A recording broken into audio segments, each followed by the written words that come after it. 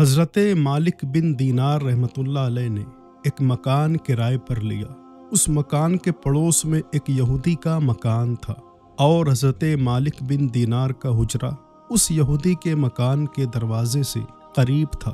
اس یہودی نے ایک پرنالہ بنا رکھا تھا اور ہمیشہ اس پرنالے کی راہ سے نجاست حضرت مالک کے گھر میں پھینکا کرتا تھا۔ اس نے مدت تک ایسا ہی کیا مگر حضرت مالک نے اس کی شکایت کبھی نہ فرمائی۔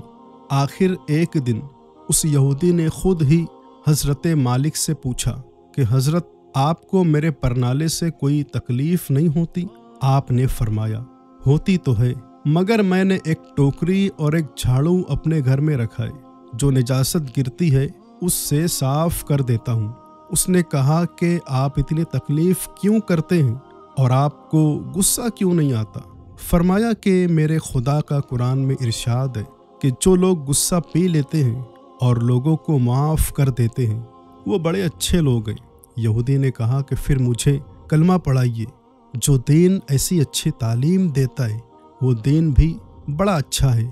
دوستوں، اللہ کے نیک بندوں کی عادت بڑی ہی نیک ہوتی ہے اور وہ تکلیف پہنچنے پر بھی غصے میں نہیں آتے اور خطا کار کی خطا معاف کر دیتے ہیں۔